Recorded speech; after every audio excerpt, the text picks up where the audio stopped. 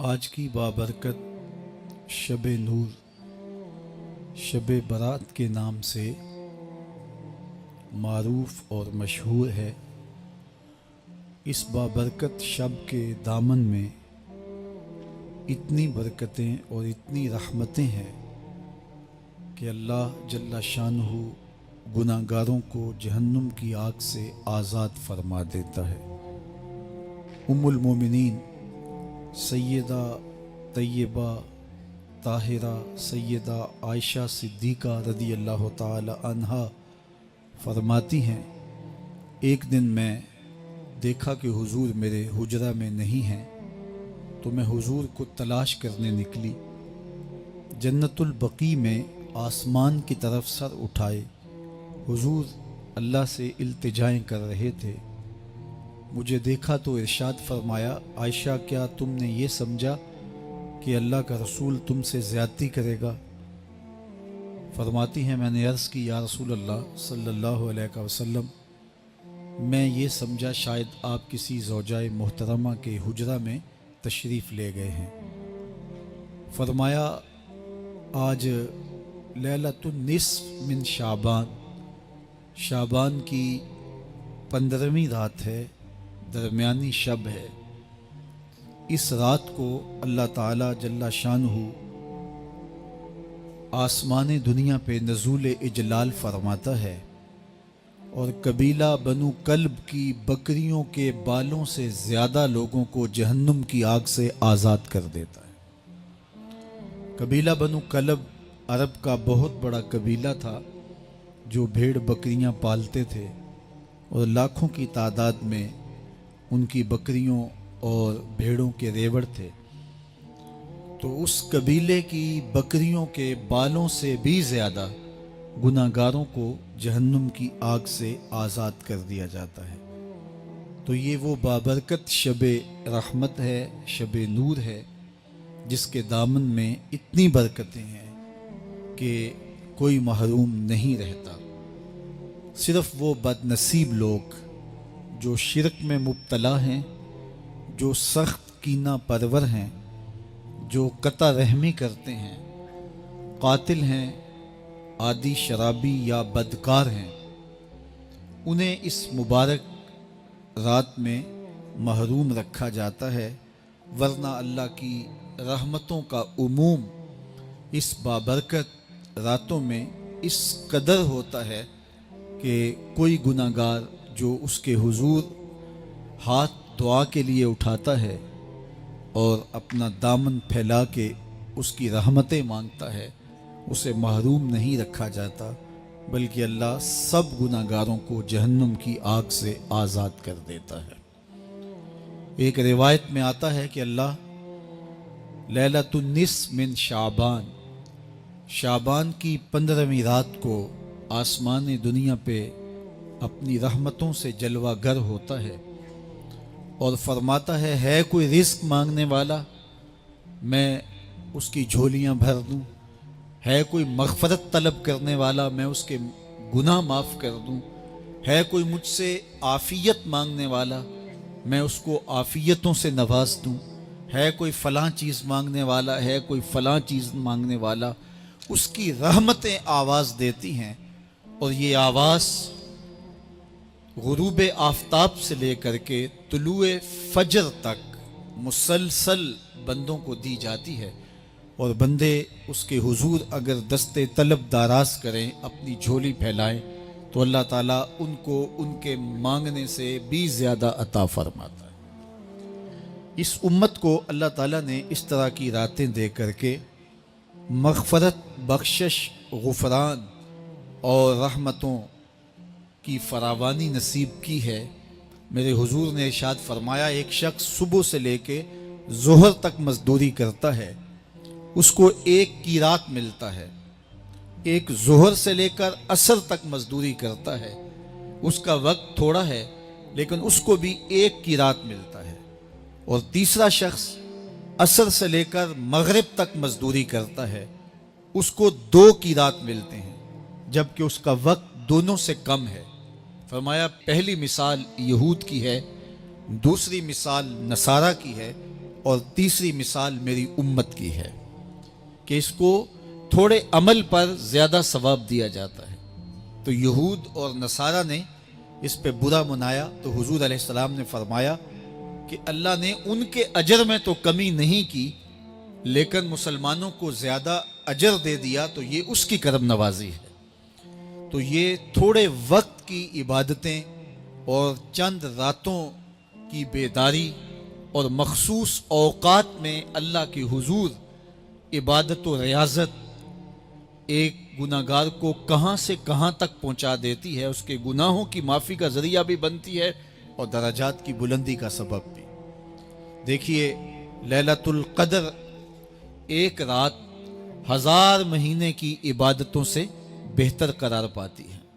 اسی طرح دیگر مواقع ہیں کہ اللہ تعالیٰ اس امت کے لیے رکھے ہیں، رحمت رب بہانہ می طلب، اور یوں بھی پڑھا گیا رحمت رب بہانہ می طلب۔ اس کی رحمتیں قیمت نہیں مانگتی اور اس کی رحمتیں بہانہ تلاش کرتی ہیں، تو وہ اپنے بندوں کو بخشنے پہ آمادہ ہے اگر وہ اپنا دامن طلب پھیلائیں۔ قرآن مجید میں ایک مقام دیکھیے کتنا دل آویز ہے، فرمایا ما یفعل اللہ بعذابکم، اللہ تمہیں عذاب دے کے کیا کرے گا؟ اس کی یہ چاہت نہیں ہے کہ تمہیں عذاب میں مبتلا کرے، اس کی چاہت یہ ہے کہ تم اس کی چوکھٹ پہ آؤ، جھولی پھیلاؤ، اس سے خیرات و رحمت مانگو، اور وہ تمہارے ماضی کے سارے گناہ معاف کر کے، ساری غلطیاں معاف کر کے تمہیں اپنی رحمتوں سے مالا مال فرما دے۔ تو وہ بندوں کو بخشنے پہ، بندوں کی مغفرت کرنے پہ آمادہ ہے اور اس کی رحمتیں بہانے تلاش کرتی ہیں۔ اللہ اکبر۔ اور دوسری جانب اس کے بندے، اس کے مملوک، اس کی مخلوق، اور مخلوق کی گناہگار اور نیکوکار اس کی رحمتوں کے طالب ہوتے ہیں، بلکہ وہ گناہ کرنے کے بعد جب معافی مانگتے ہیں تو اللہ کو یہ معافی بہت پسند ہے۔ معافی مانگنا، اس کے حضور اپنے دامن کو پھیلانا، وہ اس کو بہت زیادہ محبوب ہے۔ انسان کی فطرت کے اندر گناہ رکھا گیا ہے۔ آگ، ہوا، مٹی، پانی، یہ ان 4 چیزوں کا مرکب ہے۔ اس کے جو عناصر ہیں اس میں کبھی اعتدال قائم نہیں رہتا اور اس سے گناہ سرزد ہو جاتے ہیں۔ گناہ کرنے کے بعد بندے کا اس گناہ پہ اصرار کرنا، اڑ جانا، ضد کرنا، توبہ نہ کرنا اللہ کو یہ پسند نہیں، لیکن اگر اس سے گناہ سرزد ہو جائے تو پھر وہ توبہ کر لے تو اللہ کو یہ بہت زیادہ پسند ہے۔ جو اس سے ہو سکے نیکی وہ اللہ کے حضور پیش کرے، لیکن اس کے اندر جو شر رکھی گئی ہے، اس کے اندر جو قوتیں گناہ کی رکھی گئی ہیں، اس سے اگر اس سے گناہ سرزد ہو جائے تو پھر وہ اللہ سے توبہ کرے، اللہ کی طرف رجوع کرے، تو اللہ اس کی توبہ کو نہ صرف قبول کرتا ہے بلکہ اس کے گناہوں کو معاف کرتا ہے اور گناہوں کو بدل کے نیکیوں میں تبدیل کر دیتا ہے۔ جب گناہ نیکیوں میں تبدیل ہو گئے تو جتنا بڑا گناہ گار تھا اتنا بڑا نیکوکار ہو گئے۔ حضرت سیدنا عمر رضی اللہ تعالیٰ عنہ بازار میں جا رہے تھے تو ایک شرابی نے ہاتھ میں بوتل پکڑی تھی شراب کی، تو حضرت عمر ہاتھ میں درہ رکھتے تھے اور آپ کا جاہ و جلال دیتنیت ہوتا، تو جو ہی حضرت عمر رضی اللہ تعالیٰ عنہ کو اس نے دیکھا تو ڈر گیا اور دل ہی دل میں کہا اے اللہ آج عمر کے قہر سے بچا لے، میں تیری بارگاہ میں سچی توبہ کرتا ہوں، اور جلدی سے شراب کو بغل میں چھپا لیا۔ اتنے میں حضرت عمر سر پہ پہنچ گئے اور گرج کر کڑک کے کہا کہ یہ تیری بغل میں کیا ہے؟ چونکہ اس کو بوتل چھپاتے دیکھا تھا تو وہ ڈر گیا اور ڈرتے ڈرتے کہنے لگا حضرت یہ سرکہ ہے۔ اب تھی تو شراب، لیکن ڈرتے ہوئے بولا حضرت سرکہ ہے۔ تو حضرت عمر نے کہا نکال۔ جب نکالا تو شراب نہیں تھی، واقعی سرکہ بن چکا تھا۔ تو جب اللہ کے حضور کوئی توبہ کرتا ہے، اللہ اس کے گناہوں کو بدل کے نیکیوں میں تبدیل کر دیتا ہے۔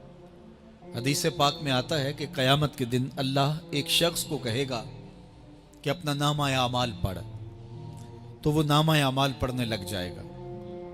تو نامہ اعمال کے اندر چھوٹے گناہ بھی ہوں گے، بڑے گناہ بھی ہوں گے، تو اللہ سے حیا کرتے ہوئے، شرم کرتے ہوئے وہ بڑے بڑے گناہوں کو چھوڑتا جائے گا اور چھوٹے چھوٹے گناہوں کو پڑھتا رہے گا۔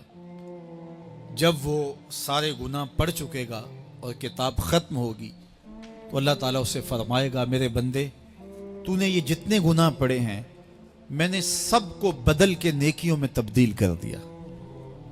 تو بندہ کہے گا، اللہ ابھی تو میرے بڑے بڑے گناہ رہتے ہیں جو میں نے پڑھے ہی نہیں۔ فَضَحِكَ النَّبِيُّ حَتَّى بَدَتْ أَنْيَابُهُ، حضور جب یہ بیان فرما رہے تھے تو حضور اتنا مسکرائے کہ صحابہ نے حضور کی داڑھیں دیکھ لی۔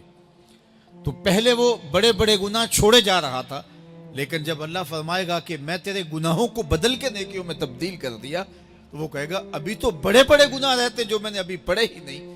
تو جب کوئی بندہ اس کے حضور توبہ کرتا ہے، اللہ یہ نہیں دیکھتا اس نے گناہ کتنے کیے ہیں، یہ دیکھتا ہے بندہ آیا میری چوکھٹ پہ ہے تو اللہ اس کے پچھلے سارے گناہ معاف فرما دیتا ہے۔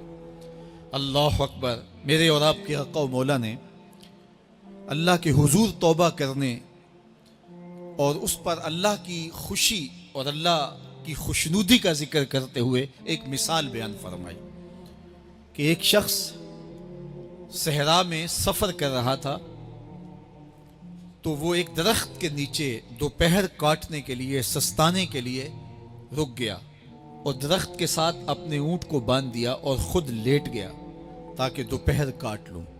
تھوڑی دیر کے بعد جب اس کی آنکھ کھلی تو اس نے کیا دیکھا کہ اونٹ ماں ساز و سامان کے ساتھ غائب ہے۔